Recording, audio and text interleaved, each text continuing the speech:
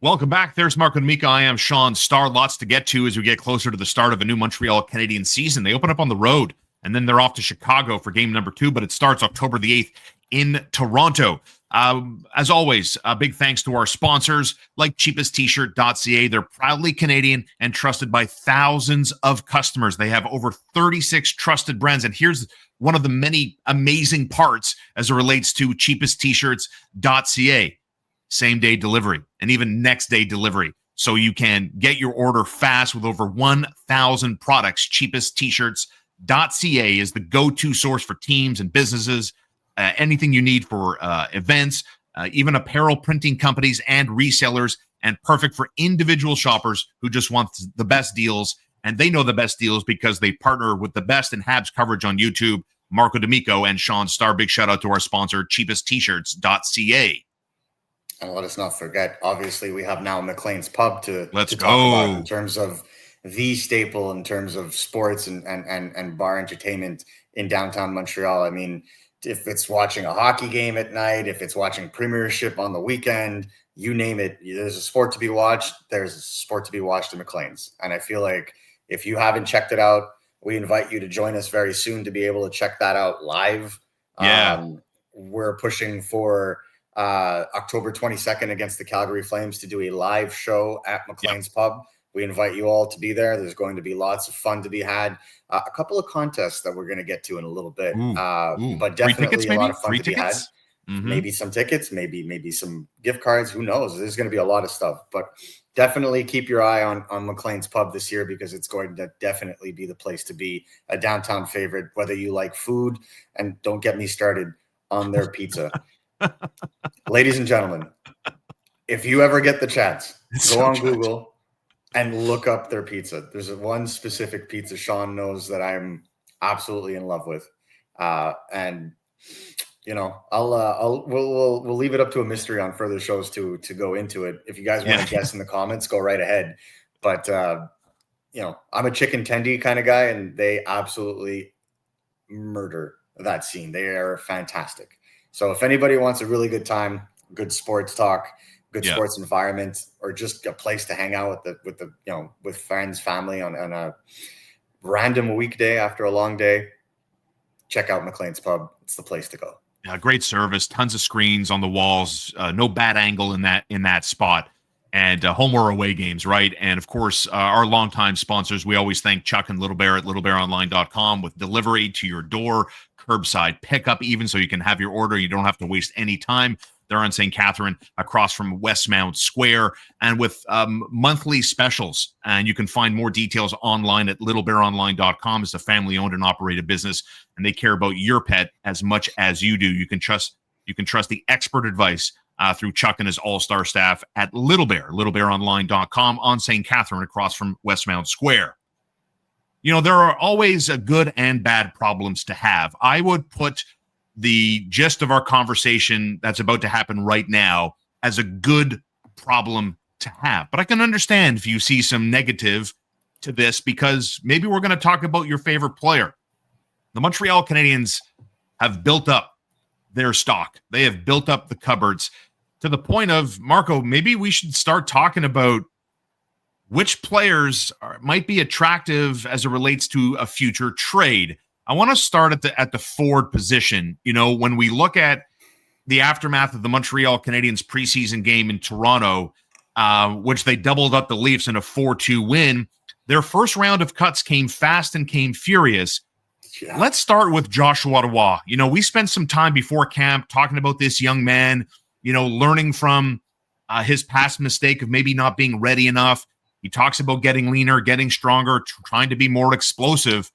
You know, maybe I'm going to sound harsh here, but I thought Joshua Roy, for a guy who had a lot to prove, didn't play like a guy who had a lot to prove. You know, what are we talking about here with Joshua Roy in terms of where he goes next? And I mean where he goes next within the workings of the Montreal Canadiens. Roy was part of the first round of cuts made after Saturday's preseason game, sent back to Laval.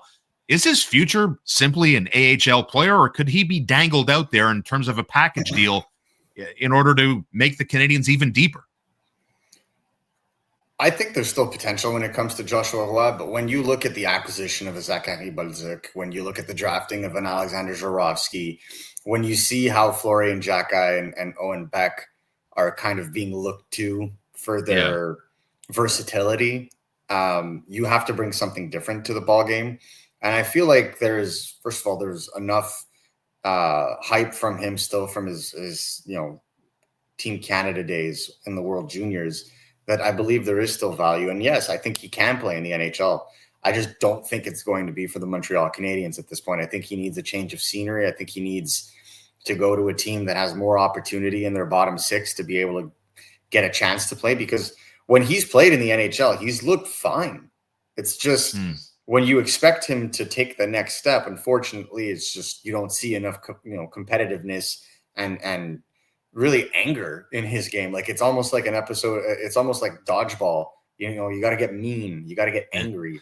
And you need to see that from him. You saw obviously like he put in the work this summer. Obviously skating a little much better. Explosivity was definitely there.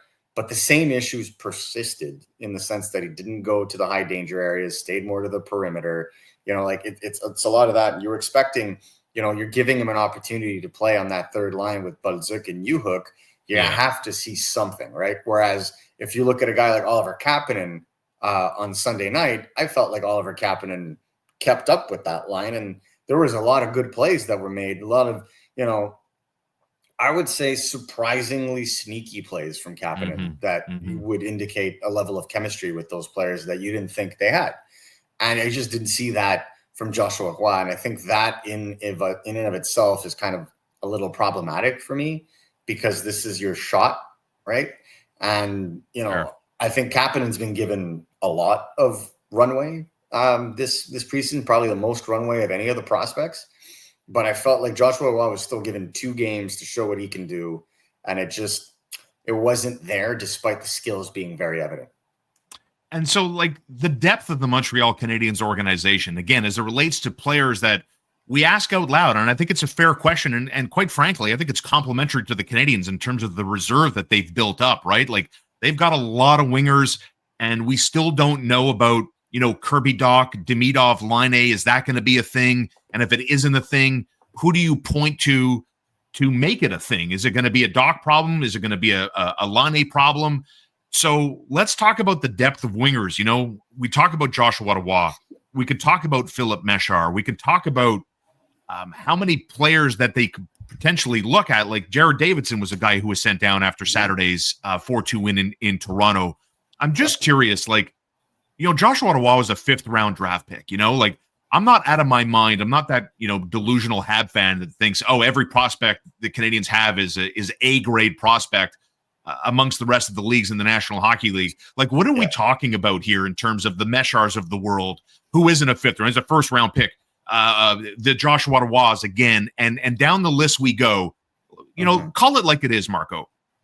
How coveted do you think some of these players are that Kent Hughes, Jeff Gorton might seriously consider trading? I think if Joshua Roy hits the ground running in Laval, there will be interest in him. Okay. He was a player that I've heard was involved in trade talks this summer. Now, those talks obviously didn't go very far because, again, teams were looking for more sure things this summer because of the parity. That's why we didn't see many trades. They didn't want futures. They didn't want prospects. They wanted NHL talent for NHL talent. And so that's why it didn't go anywhere. I think the tune may change, for example, if we get into November and December and there's some of these guys that are tanking, looking to get younger, bring in younger talent. Like a team, for example, that I think Joshua Roy would be able to go to and would get a legitimate shot, for example, if they really decide to blow it up, is the Pittsburgh Penguins, right? Like you trade out your wingers, like you trade out a Rust, you trade out a Raquel. Eventually you'll see what happens with Malkin, but boom, that would be a guy that would be able to come into a top 9, probably get second power play wave minutes, and be given a fair shot, for example, like we saw Nashville kind of do last year with Justin Barron's acquisition. So it's obviously defenseman versus forward, but you get where I'm going with this. And I'm not saying that I would link the two right now. I'm just saying, like, if I had to envision, that would make the most amount of sense. You're looking at a team, for example, like the San Jose Sharks. I think they're full to the brim with forwards. Right shot defensemen is what that team needs, for example. Chicago, for example, maybe, who knows, they would like the thought of reuniting Bedard and Roy, who, Bedard loved playing with Joshua Roy internationally. So maybe that works. I'm just shooting stuff out there, right? Just as examples. There are probably other teams that would be interested. There were a ton of amateur scouts watching the Canadiens games when Joshua Roy was playing. Probably not only for him, but I'm just saying eyes were on a lot of these guys during these tournaments and so on and so forth. So it's not out of the realm of possibility. You brought up Philip Mesar. Yeah. I thought Philip Mesar had himself a pretty good camp. Sure. I in terms of expectations, in terms of everything, I thought he actually looked the part. I thought he actually elevated his game after game. And I don't think anybody was, kidding themselves in the sense that he should stick around this camp longer. He's got a mission this year. And that mission is to be an impactful player at the AHL level and show that he can, bring it up a level at the pro level. I'm going to stop saying level, with the AHL in terms of Laval Rocket. Yeah. To show that there is a level of hope, they did it again, to get to the NHL, or at least to get to the point where you would consider him a possibility of getting NHL minutes. Because at that point, that's when you peak value for a prospect outside of playing them in the NHL on a regular basis. At that point, you make your decision. But if you're the Montreal Canadiens, you want a Joshua Roy, you want a Philip Mesar to go to Laval, hit the ground running, really kind of show offensive progression, or at least offensive potential that would entice a team to say, I'd like to take a shot on that. So, I suppose this is going to be my hottest take of this episode, and I think we'll end it off this one and your reaction to it. Like, we talk about, these prospects at the forward position. And in my mind, there's no other way. If the Canadiens are going to get anything relatively attractive that can deepen their NHL roster, all of that in my mind is a package deal, multiple players, right? Multiple prospects, right? The one guy that we haven't spoken about yet is on the defensive position. Here's a guy that I could see the Montreal Canadiens. Yeah, it's going to require a package, but not a deep one. And I think there would be suitors for him. Yeah. I read a little bit into Arbor Xhekaj getting the A on a sweater in Toronto on a Saturday night.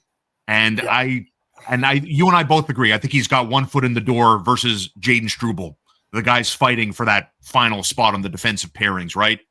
Let's talk about Jayden Struble and his development with the Canadiens, and how serious do you think this team is going to be in terms of exploring trade options if they need to? He might be first on that list. I know that there is appreciation for Jayden Struble across the league. Yeah. That's an automatic. He can play left, he can play right. He's a safe kind of defenseman, but I just feel like, again, the Canadiens are just overloaded with left shots at this point. And, when you sign a Gouli and, eventually when they sign Hudson long term, really the only opportunity you have is third pair left D. And it seems like the Canadiens have re-upped their relationship with Arbor Xhekaj, seemingly. Despite, again, that unfortunate turnover on the Leafs' first goal, I thought he played a pretty solid game overall, and has played a pretty solid training camp overall. More so in my mind than Jayden Struble. So without, comparing the two directly, just the way that they've played. Now, what I will say is, Xhekaj has had the luxury of playing with Alex Carrier, who's a really calming presence, whereas Struble has kind of had different pairings throughout the time. Though I've always liked the pairing of Struble and Lane Hudson. I just don't feel like that's a long-term pairing you can work with. You're really going to need someone to push Lane back to the left so that he's not playing on his offside. I don't like seeing Hudson playing on the right. I don't think it's conducive. He's talented enough to do it, but I just don't long term. A little bit like Miro Heiskanen in Dallas. There's a reason why Dallas is pushing so hard to try and get a top four right D, because they would eventually like to put Miro Heiskanen back on the left where he belongs. Same concept here. You just don't want to do this for too long. So when you look at a guy like Jayden Struble, and I'll say this, I think the Canadiens have to trade one of Arbor Xhekaj, Jayden Struble, or Adam Engstrom within the next year or so. My 2 cents. If They want to improve their roster elsewhere because eventually you're going to reach a point where, well, now already Struble and Xhekaj are waiver eligible, so you can't put them through waivers. Right. Adam Engstrom's going to start knocking on the door. He already looks good. Give another 6 months to a year in the American Hockey League. I think this guy is really pushing for an NHL job. And if there are injuries, I wouldn't be surprised to see him be one of the first call-ups of him or Delgado. So we'll have to see, what the Canadiens decide to do there. But he's just continuously improved. And this is a guy that could play left. This is a guy that could play right. And there's a reason why this is important. Mm-hmm. There are teams in the NHL right now that are looking for defense. This draft coming up, 2026, is loaded with defensemen, but some of the best can maybe start next year, a year after that, but the grand majority are probably going to be 2 to 3 years away. And some of these guys are going to want to influx young talent, and that's where a younger player like Jayden Struble could make sense. Now, I'm all for keeping Jayden Struble, and I think it's going to be a gut-wrenching decision for Kent Hughes because you have to remember Kent Hughes was Jayden Struble's family advisor, which is the term that they used in the NCAA for agents because you weren't allowed to call them agents up until last year. So that's a really personal relationship, and he's going to have to make a really tough call there. He did it with Jordan Harris. He's known Jordan Harris for years. Exactly. It's business, man. It's business. It's business. So I don't think it'll be the issue. And I think the way that Kent Hughes would see it is I want to give this young man the best opportunity to get an NHL career. And if we have too much going on in Montreal, perhaps it's best elsewhere. Mm-hmm. And so that's why I think there's an opportunity to consider that because you're not trading him from a position of weakness. And I think that's where the value would be interesting because we have too many. There are other guys coming up. We have this guy. Teams are interested. We have other needs. I'm speaking as if I'm the Canadiens here. This is an opportunity. That's Marco D'Amico. You can follow him at MN D'Amico. Read all the latest with RG Media. Don't forget, we'll be back all week with fresh Habs content, some live in the aftermath of preseason games. We'll get into some waiver wire talk. Hope you enjoyed this episode. Don't forget to like and subscribe and support our sponsors at cheapesttshirts.ca, McLean's Pub, your home for Montreal Canadiens hockey, home and away, and Little Bear at littlebearonline.com.